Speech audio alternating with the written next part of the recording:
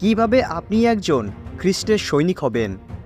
একজন খ্রিস্ট বিশ্বাসীর জন্য বিষয়টি খুবই গুরুত্বপূর্ণ, কারণ তার যাত্রাটি একজন সৈনিকের মতো।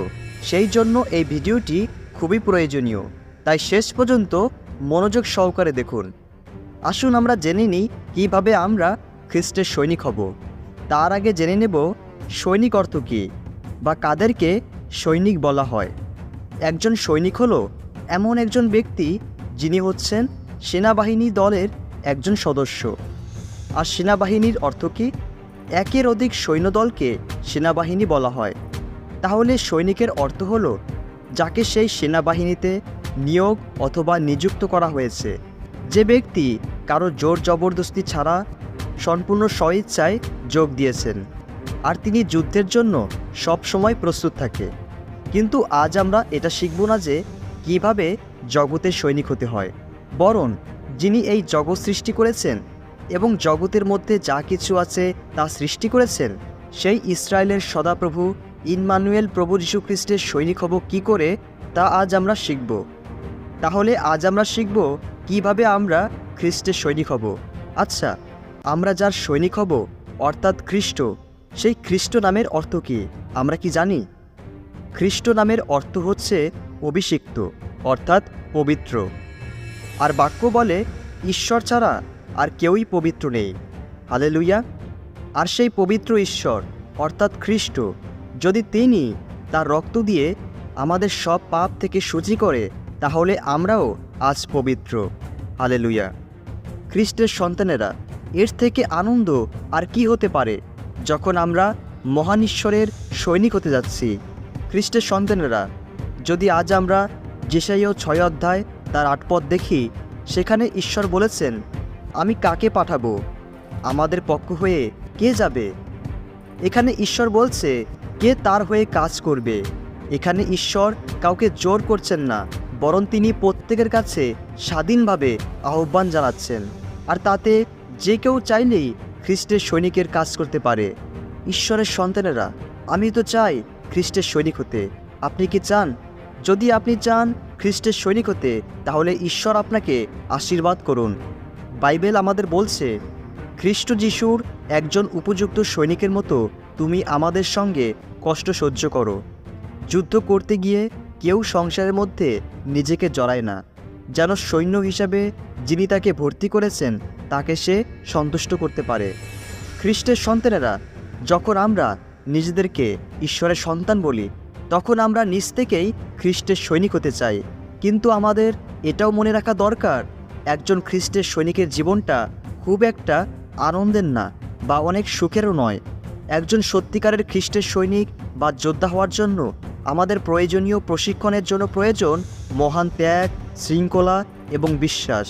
কারণ আমাদের খ্রিস্ট মহান ত্যাগের মধ্য দিয়ে তার প্রেম প্রকাশ করেছিলেন, এবং সেটা ছিল খুব সুন্দর শৃঙ্খলার মধ্যে। কারণ তিনি বলেছিলেন, আমি আমার নিজের ইচ্ছা নয়, বরং পিতার ইচ্ছা পূর্ণ করতে এসেছি। আর খ্রিস্ট মৃত্যু পর্যন্ত বিশ্বস্ত ছিল বলেই আজ বিশ্বাস খ্রিস্টীয় জীবনে একেবারেই জীবন্ত। তাই খ্রিস্টের সন্তানেরা, যদি আজ আমরা খ্রিস্টের মনোভাব নিয়ে খ্রিস্টের সৈনিকে অংশগ্রহণ করি, তাহলে প্রমাণিত হবে যে আমরা সত্যিকারের খ্রিস্টের যোদ্ধা। হালেলুয়া। বাইবেল বলছে, এই জন্য আমরা হতাশ হই না। যদিও আমাদের দেহ ক্ষয় হয়ে যাচ্ছে, তবুও আমাদের অন্তর দিনে দিনে নতুন হয়ে উঠছে। এখন আমরা অল্পকালের জন্য যে সামান্য কষ্টভোগ করছি, তার ফলে আমরা চিরকালের মহিমা লাভ করব। এই মহিমা এত বেশি যে তা মাপা যায় না। যা দেখা যায় আমরা তার দিকে দেখছি না, বরং যা দেখা যায় না তার দিকেই দেখছি। যা দেখা যায় তা অল্প দিনের, কিন্তু যা দেখা যায় না তা চিরদিনের। খ্রিস্টের সন্তানেরা, হয়তো আজ আমাদের জীবনে অনেক বাধা বিপত্তি, পরীক্ষা কি কষ্ট রয়েছে, কিন্তু সেটা কিছু সময়ের জন্য। কারণ সামনে আমরা যে পুরস্কার পেতে যাচ্ছি তার তুলনায় এই কষ্ট কিছুই নয়। কারণ আমাদের এটা মনে রাখা উচিত, যখন আমরা খ্রিস্টকে জানতাম না, তখন আমরা পাপের মধ্যে ছিলাম, আমাদের বাঁচার কোনো আশাই ছিল না। কিন্তু ঈশ্বরের দয়ায় খ্রিস্টের মধ্য দিয়ে আজ আমরা পাপ থেকে মুক্তি পেয়ে তার সন্তান হয়েছি। বাইবেল বলে, তোমরা তো মরে গেছো, এবং তোমাদের জীবন খ্রিস্টের সঙ্গে ঈশ্বরের মধ্যে লুকানো আছে, যিনি তোমাদের জীবন। সেই খ্রিস্ট যখন প্রকাশিত হবেন, তখন তোমরাও তার সঙ্গে তার মহিমার ভাগী হয়ে প্রকাশিত হবে। ঈশ্বরের সন্তানেরা, তার মানে এখন আমরা আর আগের জীবনে নেই, যেই জীবনের কোনো আশাই ছিল না, যা ছিল কেবল একটি ধ্বংসের জীবন। কিন্তু এখন খ্রিস্টকে জানার পরে আমরা অনন্ত জীবনের ভাগী হয়েছি। সেই জন্য খ্রিস্টের একজন সৈনিক হিসাবে কষ্টের মধ্য দিয়ে যাওয়াটা অস্বাভাবিক কিছু নয়, কারণ এটি আমাদের মনে রাখা দরকার, আমরা যে পৃথিবীতে আছি এটি আমাদের স্থায়ী ঠিকানা নয়। সেই জন্য খ্রিস্টের পক্ষে প্রাণপণ যুদ্ধ চালিয়ে যাওয়াটা খুব একটা আনন্দের না হলেও সেটা আমাদের জন্য খুবই মঙ্গলজনক। বাইবেল বলে, কারণ আমার পক্ষে জীবন হলো খ্রিস্ট এবং মরণ হলো লাভ। এখানে আমরা এটাই দেখলাম যে খ্রিস্টের একজন উপযুক্ত সৈনিক হিসাবে আমাদের লক্ষ্য হওয়া উচিত অনন্ত জীবন, যে কারণে মানসিক শরীরটাকে বেশি প্রাধান্য না দেওয়াই উচিত, বরং আমাদের আত্মার জন্য ভাবা উচিত। বাইবেল বলে, খ্রিস্ট আমাদের স্বাধীন করেছেন যেন আমরা স্বাধীন থাকতে পারি। সেই জন্য তোমরা স্থির থাকো, যেন কেউ আবার তোমাদের দাস বানাতে না পারে। খ্রিস্টের সন্তানেরা, এই জন্য যদি আজকে আমরা খ্রিস্টের সৈনিক হয়ে থাকি, তাহলে আমাদের এটি জেনে রাখা প্রয়োজন যে আমরা খ্রিস্টের রক্তে স্বাধীন, কারণ তার রক্ত আমাদের সমস্ত পাপ ধৌত করে স্বাধীন করেছে। আমরা আর পাপের দাস নই, অর্থাৎ শয়তানের দাস নই, বরং ঈশ্বরের পুত্র। তো এবার আমরা জানব খ্রিস্টের সৈনিকদের যুদ্ধ ঠিক কাদের সাথে, এবং যুদ্ধের জন্য কেমন সাজ পোশাক দরকার এবং তা কোথায় পাওয়া যাবে। যদি আমরা এফেসীয় 6 অধ্যায় 10 থেকে তার 18 পদ দেখি, সেখানে বলা হয়েছে, শেষে বলি, প্রভুর সঙ্গে যুক্ত হয়ে তারই দেওয়া মহাশক্তিতে শক্তিমান হও। যুদ্ধের জন্য ঈশ্বরের দেওয়া সমস্ত সাজ পোশাক পরে নাও, যেন তোমরা শয়তানের সব চালাকির বিরুদ্ধে শক্ত হয়ে দাঁড়াতে পারো।